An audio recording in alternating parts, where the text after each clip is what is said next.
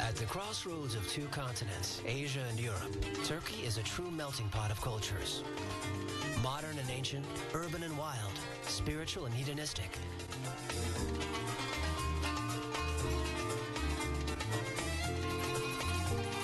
Turkey is an invitation to numerous journeys, journeys in time, and journeys for the senses. Turkey's past is expressed in its mosaics, in the remains of its ancient cities, in its Byzantine heritage, and in the splendor of the Ottoman culture. You're in Turkey. Sit down with a glass of tea. Listen to the call to prayer. Soak up the colorful atmosphere and get ready for a memorable journey.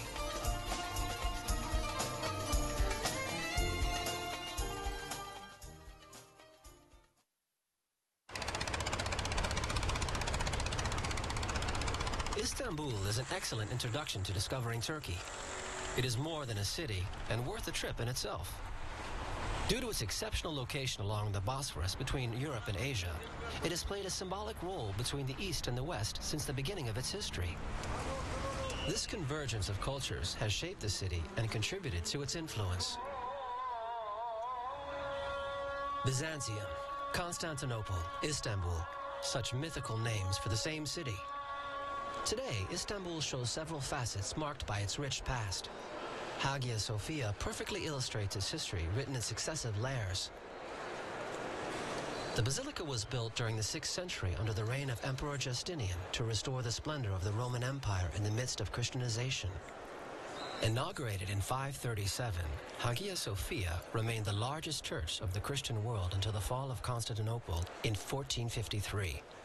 Under Sultan Mehmed, it became a mosque, a function it kept until 1935, when Ataturk turned it into a museum. Under the central dome that rises majestically, the visitor can admire the beautiful mosaic of Christ as a glorious symbol of Christianity at its height. In the 17th century, Sultan Ahmed I wanted to build a mosque that would equal or even surpass Hagia Sophia. The Blue Mosque is a masterpiece of harmony and elegance. It owes its name to the 2,000 ceramic tiles from Iznik that line the interior walls.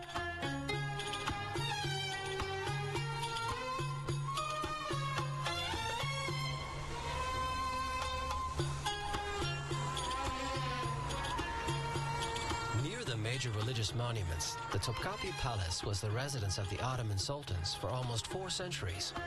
They lived there with their entourage. The Fountain of Ahmet III, one of the city's most beautiful fountains, symbolizes the entrance to the palace. The palace has expanded over the centuries, but its overall layout, set around 4 courts, has not changed. The Ottomans followed the Byzantine tradition of isolating the monarch from the people.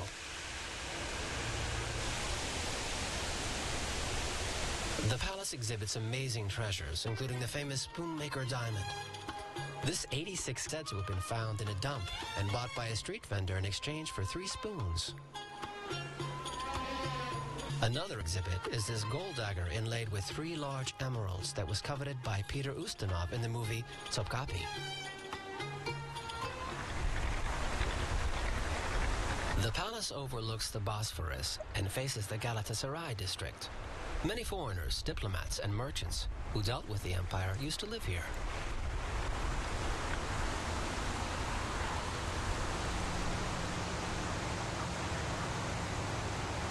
Four private pavilions for the Sultan occupy the 4th court.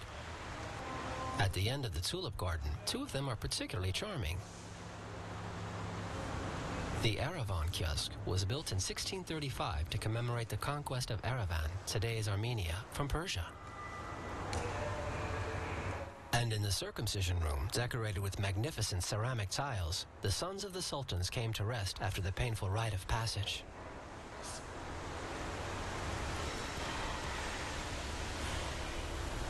According to popular belief, the harem was a place of debauchery for the sultan. Actually, it housed the private apartments of the imperial family. Tradition and the constraints of the etiquette regulated every aspect of life in the harem. However, Sultan Mehmed IV did have 112 children.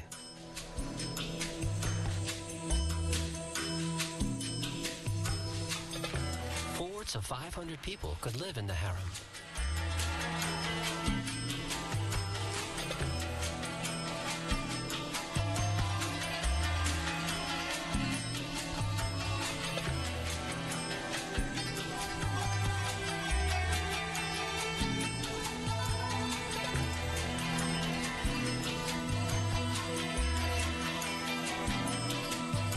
Below, near the banks of the Bosphorus, drawn by the sense of spices, follow the crowd to reach the Egyptian market. Up until recently, merchants here still sold products such as cinnamon, cannon powder, rabbit fat, aloe, saffron, and ass's milk. Most of the shops have now chosen to sell more common products such as used cheese, olives, delicious fish from the Bosphorus or the Sea of Marmara, and the obligatory spices. All the ingredients of traditional Turkish cooking are available in this noisy and animated Hall of Tastes.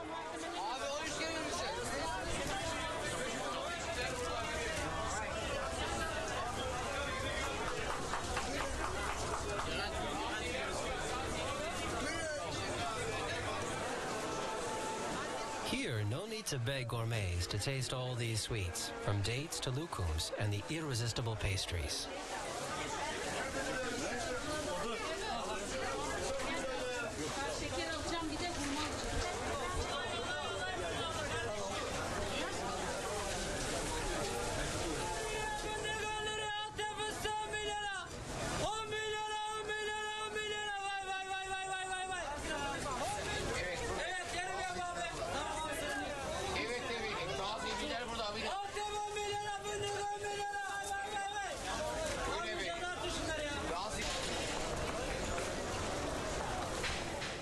Through the labyrinth of covered streets above the Egyptian market, you can reach the Grand Bazaar with its many products for tourists.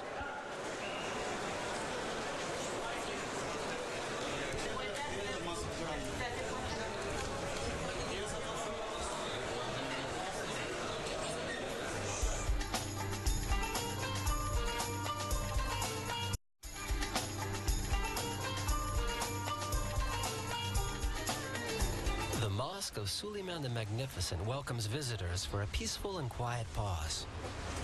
Istanbul's largest and most grandiose mosque was built between 1550 and 1557. Although impressive in size, the mosque's interior remains pleasantly simple.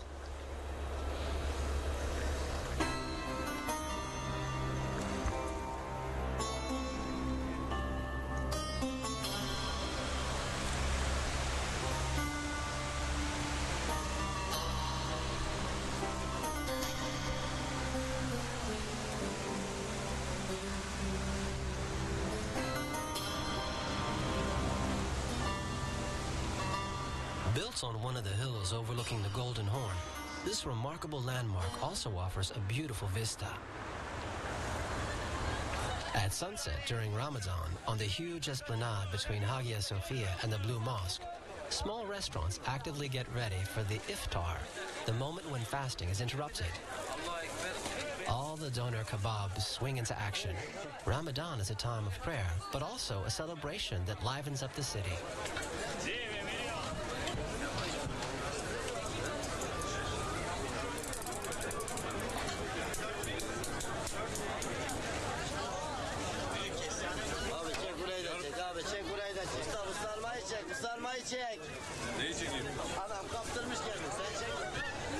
After a long day of fasting without drinking nor eating, the Muslims here are waiting for the muezzin to light up the minarets and to begin to sing.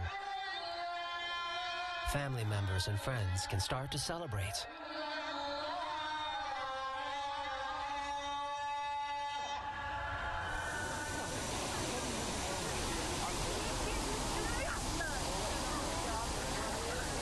In this friendly atmosphere, they enjoy the opportunity to meet again and have a good time together.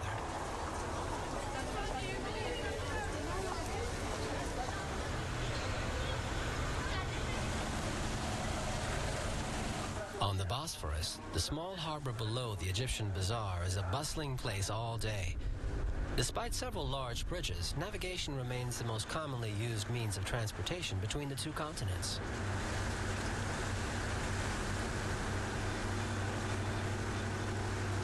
The last palaces built by the Sultan spread further north along the western shore of the Bosphorus. At the end of the 18th century, the Sultans left the Golden Horn and Topkapi to settle in sumptuous and lavishly decorated marble residences.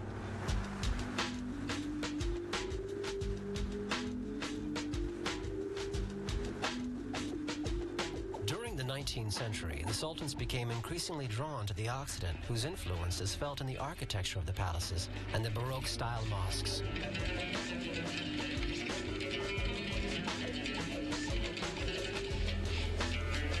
Slightly further north, on the European shore of the Bosphorus, stands the Rumelia fortress with its thick walls. It was built by Mehmed the Conqueror in only 4 months on the narrowest point of the strait to prepare the siege of Constantinople that soon surrendered. Istanbul is also a modern city, in many ways similar to major Western capitals with its stores and crowded pedestrian streets. You can feel Istanbul's attraction for Europe, yet it has come to terms with its rich historical past and numerous cultural influences. It is also a city of contrasts. Within minutes, visitors can go from a modern city to typical scenes such as these fishermen lined up on the Galata Bridge. Hello?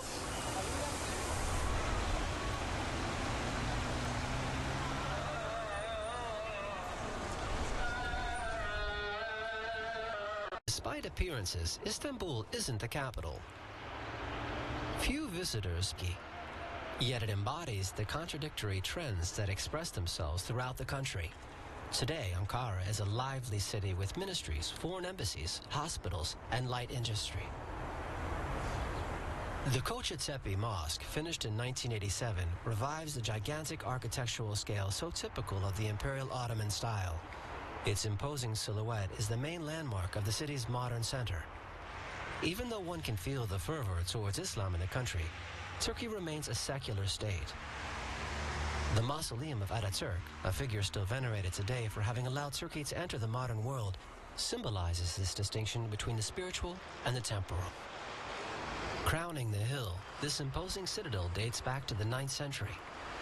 The interior walls are even more ancient. The city's most ancient mosque was built in the 12th century. Around this monument, a traditional Turkish village with its typical wooden houses is being restored.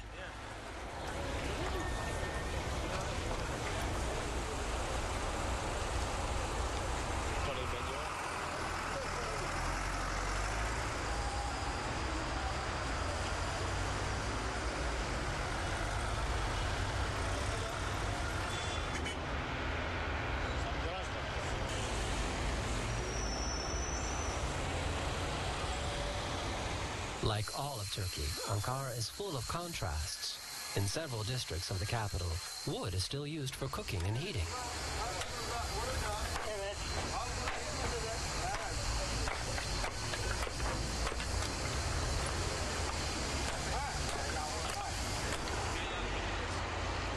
The colorful little houses at the foot of the citadel are called Çeçekekondes, which means houses built overnight. They contribute to the rampant urbanization problem the city is trying to control without much success. This suburb accommodates a constant flow of peasants from Anatolia who leave their land hoping for a better life. Further up the hill, protected by the citadel, old Ottoman houses create a special atmosphere in this district. The dry fruit markets are a must, as well as the raisins from Anatolia that are eaten all day long.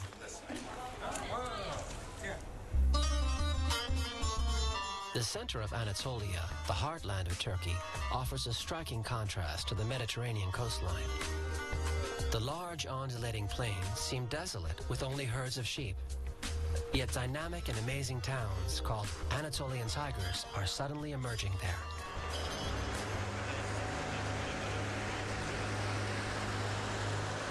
In the booming town of Aksaray, little has survived from the antique Roman town formerly called Archelaïs. Along these modern roads in the heart of Anatolia, life seems to peacefully follow its course. But this region, the bridge between Europe and Asia and the cradle of many civilizations, has seen the armies of dozens of empires go by. These vestiges bear witness to the vivacious commercial activity of old. Near the Kizil Mosque, this strange minaret dating back to 1236 is called the Turkish Tower of Pisa because of its tilted appearance.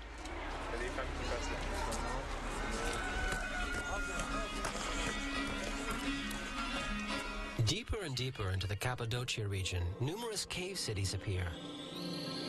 Cappadocia was the heart of the Hittite Empire prior to becoming an independent kingdom, then a Roman province mentioned in the Bible. Visitors appreciate entering the depths of these mysterious underground cities excavated several centuries BC. The natural environment of Cappadocia is also exceptional. This barren area was shaped by a geological history of rare intensity in constant evolution that never ceases to amaze the visitors.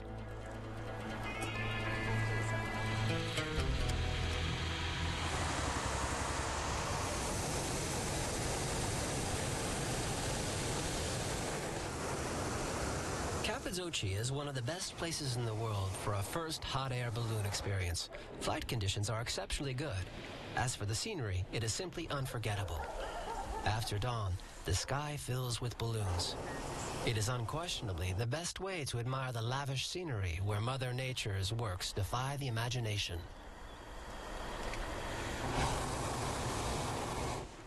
On to Orta Hisar, a village in the Gorem Valley, spared by mass tourism.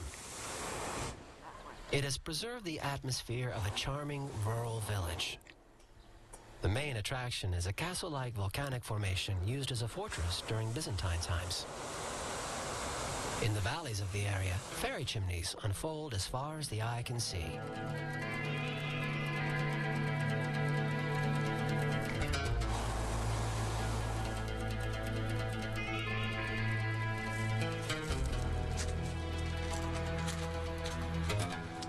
This is the pretty town of Uçhisar.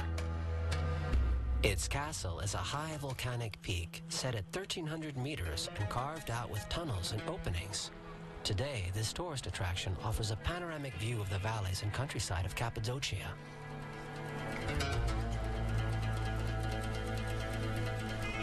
With the development of tourism, the troglodyte dwellings have been transformed into elegant guest houses.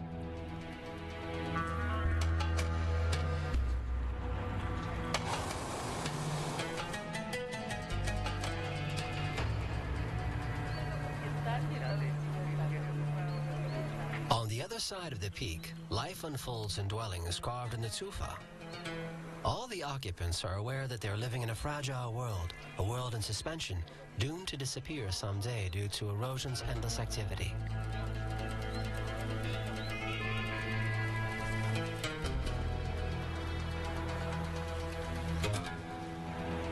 With its surreal sceneries that defy the imagination, this region was shaped by the combination action of wind and rain on the tufa created by volcanic eruptions. The caves excavated at the top of the rock faces were used as pigeon houses. The villagers used to raise these birds for their droppings, which they used as a fertilizer. Few places in the world offer such clear evidence of the successful fusion between human life and an exceptional natural environment.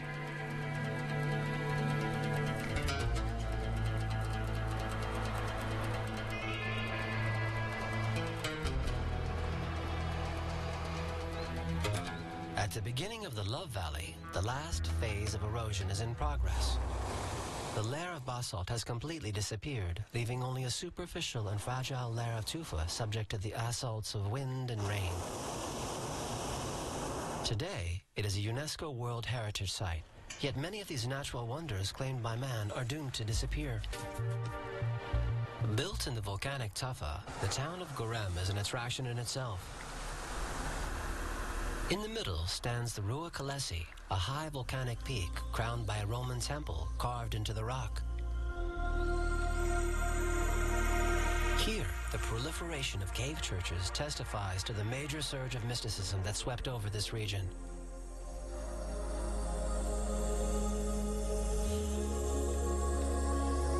Today, the difficulty lies in preserving this heritage that includes approximately 1,000 sites exposed to the rough continental climate and the flow of, at times, inconsiderate tourists.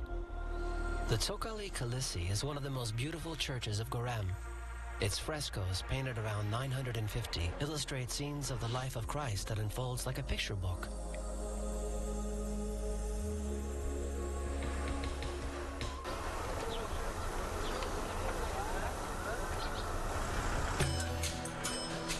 Pushed by the wind, we head north of Gorem. Here, the scenery offers new marvels and formations molded by erosion. We can let our imagination run wild by trying to guess which shapes of objects, characters, or animals have been carved out in these stone chimneys.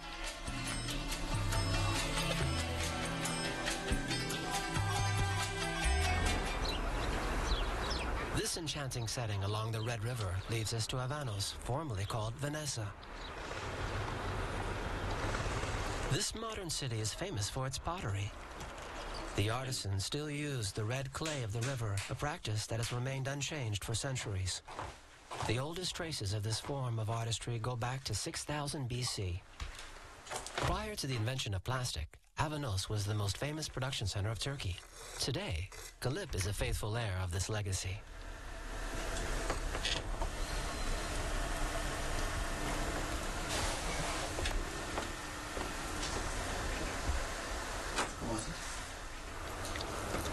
Avanos was also famous for the talent of its weavers, particularly during the Ottoman era.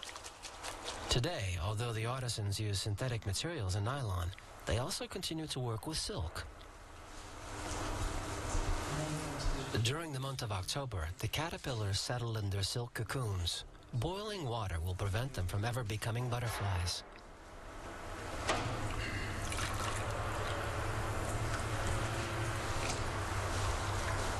The precious thread is collected by following a meticulous and complicated procedure.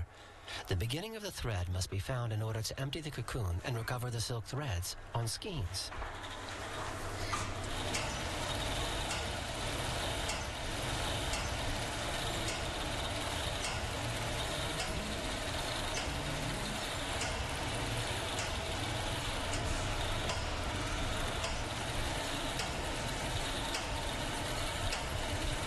Almost all small family businesses have disappeared.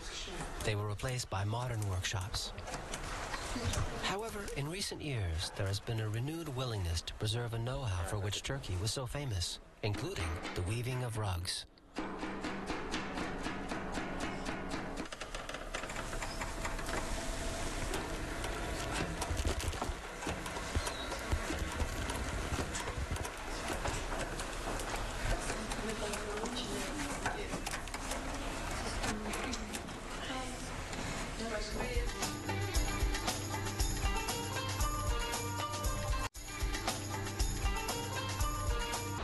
Along the roads, the presence of numerous caravanserai attests to the intense trading activity in ancient times. Many of these monuments reflect this particularly rich past. Heading west, this is the imposing Sultan Han caravanserai, whose construction began in 1229. It was restored and certainly is today one of the most beautiful caravanserais in Turkey. The inner courtyard lined with porticos has a mosque in its center. During the 18th century, the Seljuk built several caravanserais throughout Anatolia along the Silk Road. These fresh supply posts were built one day's journeys apart to facilitate trade exchanges. The construction costs were covered by the Sultan and paid through tributes levied on the profitable exchange of goods. The 13th century Opruki caravanserai is not situated on the ancient Silk Road. It was built with Roman vestiges, demonstrating, if need be, the tremendous archaeological potential of the region. At the bottom of the caravanserai, a strange volcanic lake lets a feeling of mystery float over the site.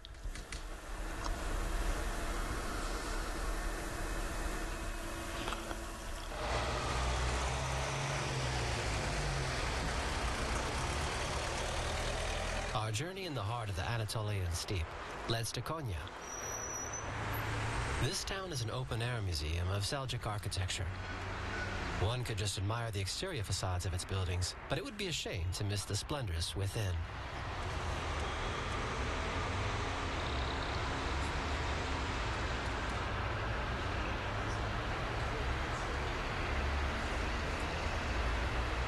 The Inchi Minaret was a Quranic school built in 1264. The main interest of this building lies in its richly sculpted gate with Arab inscriptions. The minaret behind the gate was called the Slender Minaret, after which the Quranic school was named. The town owes its charm to the combination of modern and traditional elements. Konya is a religious city where pilgrims and Oriental influences blend. One never tires from contemplating the finesse of the minarets that stand out like rockets towards the sky. One of the most important mystic philosophers of the Seljuk Sultanate of Rum was Jalaluddin Rumi. His followers called him Mevlana, which means our guide. He founded this dervish convent.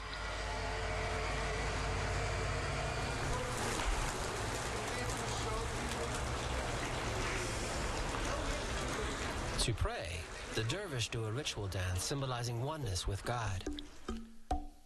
With the right hand held high, they receive blessings from heaven and communicate them to earth with the palm of their left hand towards the ground.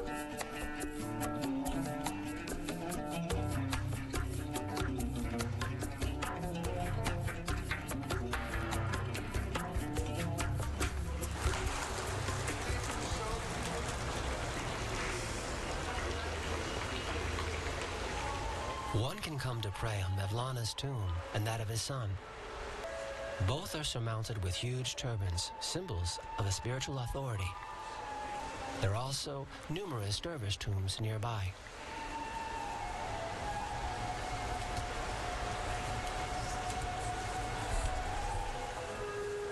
In the adjoining mosque, several exposed silk prayer carpets are the object of intense worship. Many Muslims come here on pilgrimage.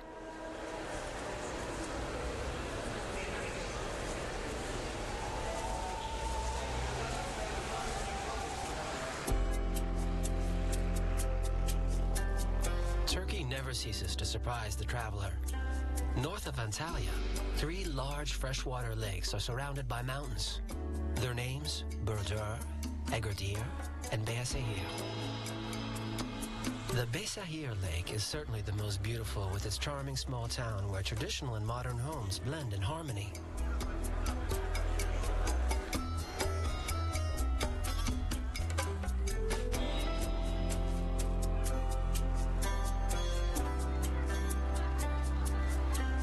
The town used to have a strategic position on the caravan road that linked Konya to the Mediterranean Sea. In Beyazehir, you will discover the traditional and authentic face of Turkey, which the coastal towns have lost.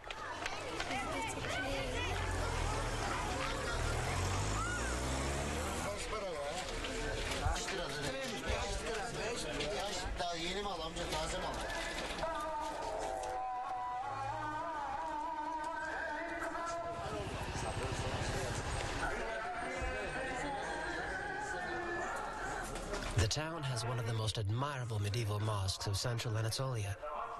The architecture is remarkable, with 39 wooden pillars and a mihrab decorated in blue ceramic tiles. Although Islam is the dominant religion in Turkey, the coexistence of various religions is exemplary in this country. The religious communities have in fact managed to live together. This spirit of tolerance is fundamental in an area where several worlds converge.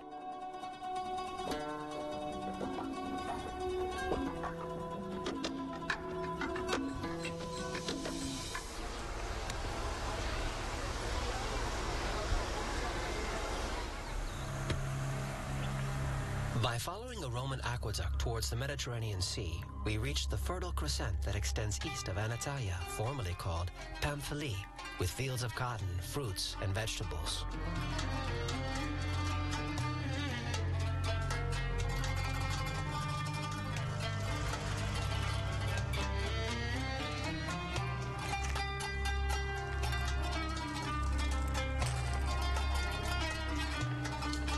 Anatolia has superb Greek and Roman theaters, but the most beautiful of all is that of Aspendos, built by the Romans, cared for by the Byzantines and the Seljuk.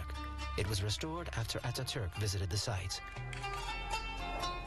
The theater provides seating for 15,000 spectators. It is used today to put on numerous shows and concerts. It is greatly appreciated for the exceptional technical characteristics of its stage and its magnificent acoustics.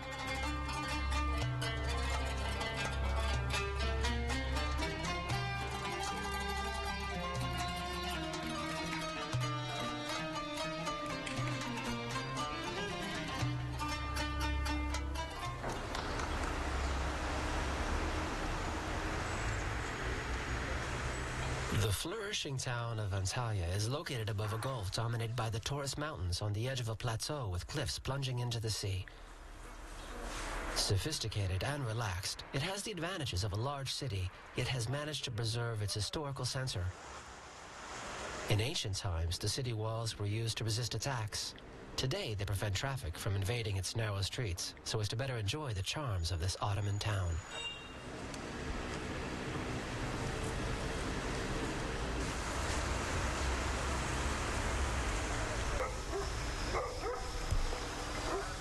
This ancient Roman harbor was restored in the 1980s to become a marina for yachts and excursion boats. A few fishermen are also left.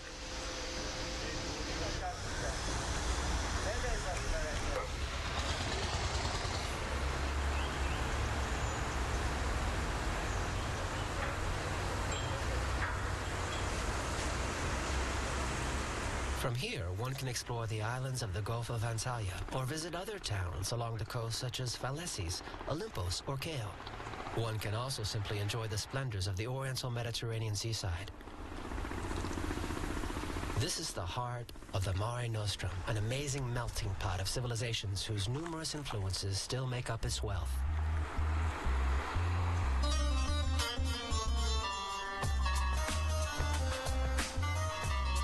The journey continues along the coast.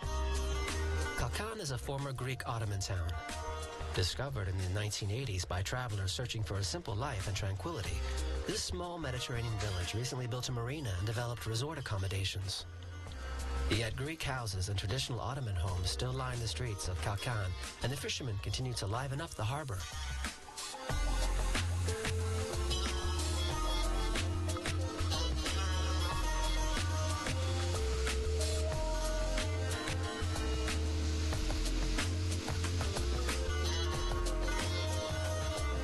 Beach lovers should be blessed with a few mythical places such as Ulu Deniz, a sheltered lagoon that can't be seen from the scene. When arriving here from the hills, one discovers the splendid view of a bay of crystal clear water, a sandy beach, and the sea in the background.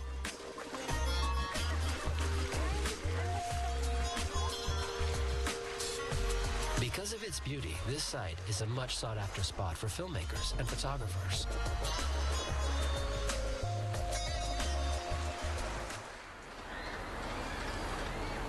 By following the Mediterranean coast, hidden south of a large bay, one discovers Fetiye, a very ancient town formerly known as Tel Messos. It belonged to the Lycian Federation prior to falling under Persian domination during the 6th century BC. It was then occupied by the Athenians, followed by the Romans during the 2nd century. Most of the ancient buildings were destroyed by the 1958 earthquake. However, strange-looking sarcophagi built around 450 still remain. The town expanded around these tombs. As for the tomb of Amyntas behind the town, its facades were built in the style of an Ionic temple.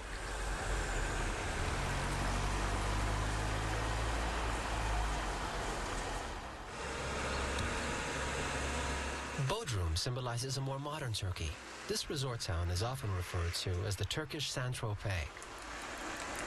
But the vestiges of history are never far.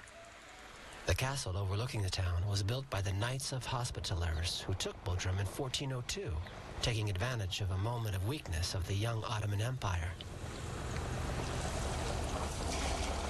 Fishing boats and the yachts of the Turkish jet set line up along the docks of the harbor. A few local sponge fishermen even managed to earn a decent living from their activity. Bodrum has all the charm of a seaside resort, but for the tourists seeking peace and quiet, the high season may not be as enjoyable. However, in the spring and the fall, the town recovers all of its discreet charms.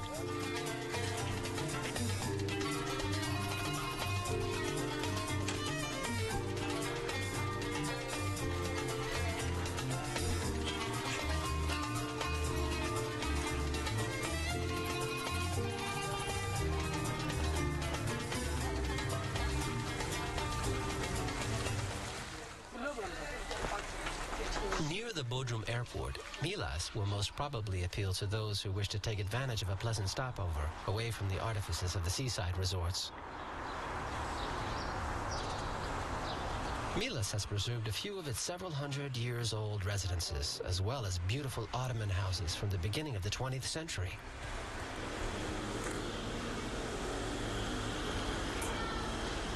Life in this old village perched on a hill is a typical example of Turkish tradition.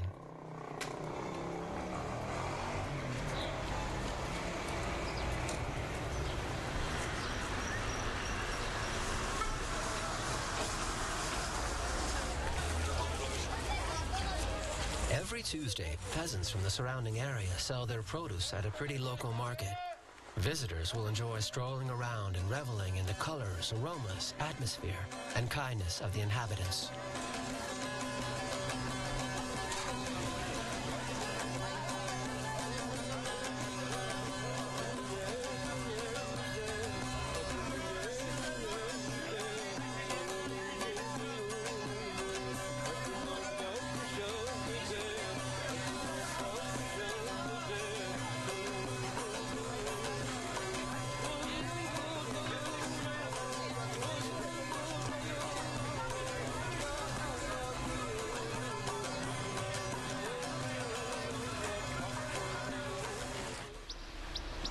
Those with a passion for history will easily be able to explore the numerous archaeological sites. Aphrodisias offers an insight into the magnificence and size of these classical cities that have disappeared today. The city was, of course, named after the Greek goddess of fertility, sexuality, and pleasure.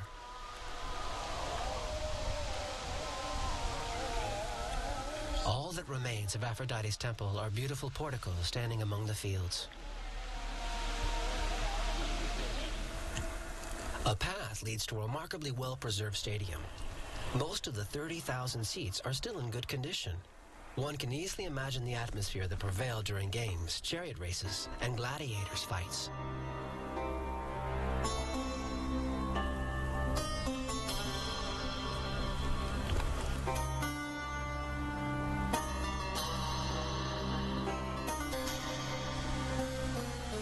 The city had a sculpture school. The Odeon is a small marvel built in marble during the 1st and 2nd centuries. Buried under a layer of mud for centuries, its state of preservation is almost intact. At the end of the 5th century, Neoplatonic philosophers still taught here. The situation changed, however, during the Byzantine era. The Temple of Aphrodite became a plain Christian church, and the ancient monuments were destroyed to use the stones needed for the construction of the fortifications. After having lost its former glory, the city suffered the attacks of Tamerlane in 1402. It never recovered. Later, the Turkish village of Cer sprung up on its site.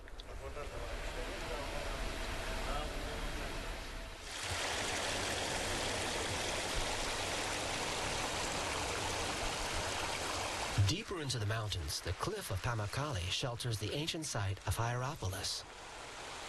Another major attraction in this area is nature's eccentricity. The hot thermal springs that drip down the hillside deposit calcium oxides that cover the entire cliff with white concretions that over time have formed these large natural pools. The Romans quickly realized that these thermal springs had therapeutic properties. At the end of the 2nd century BC, Hierapolis became a very popular resort. Many people from the ancient world came here to heal.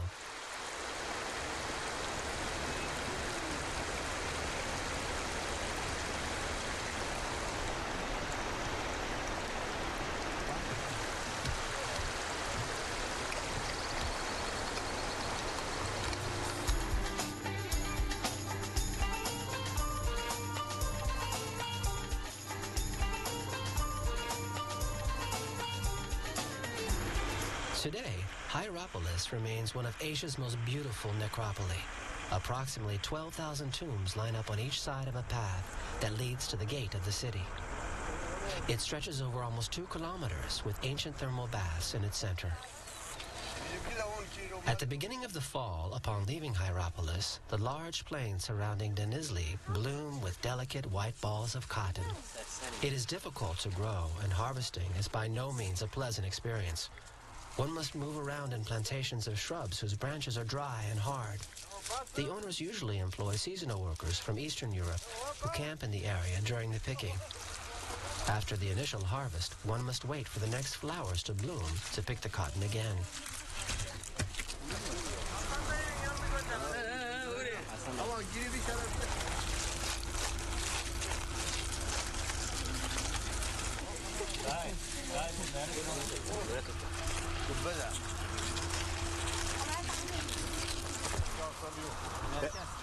Hep Adıyaman merkez.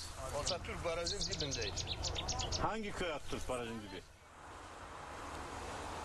The road to Izmir goes through this plain where a different pottery style prevails. The work is very precise and meticulous. The pottery is more artistic than that of Avanos. The result is commensurate with the hours spent to create unique pieces that are very sought after by collectors. Each style represents a different region.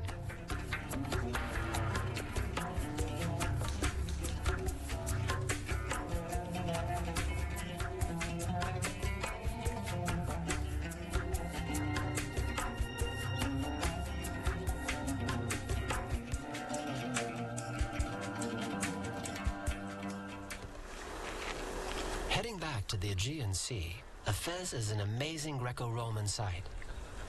With this avenue leading to the harbor, Efes was the foremost economic center of the region. The first traces of civilization here go back to the 3rd millennium BC. It also was an intellectual center. Heraclitus headed the Ionian philosophy school here. Apostle John wrote his gospel in Efes, and the first Christian communities were founded here.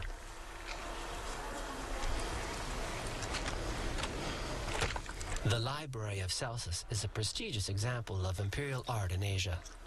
The marble columns, the ornate decoration, nothing was beautiful enough for this edifice built to shelter the mausoleum of a Roman governor.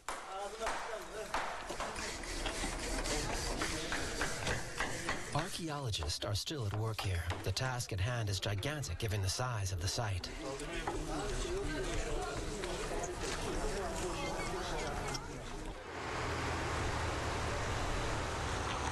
Further towards the north lies Izmir, the most important city on the Aegean Sea.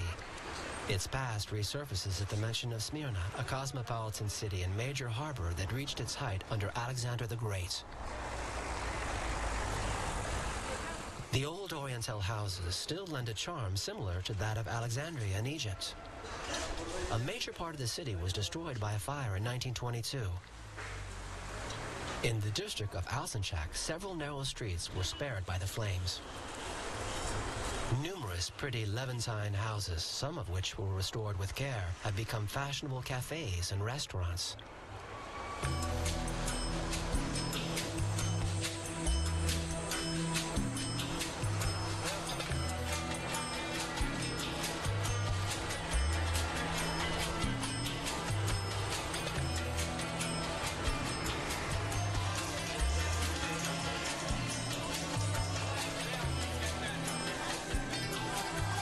The interesting and picturesque bazaar of the city is a genuine labyrinth. Once again, the visitor will be able to revel in the charms of this country that is searching for an original course between contemporary and the limbo of its complex, rich, and fascinating history.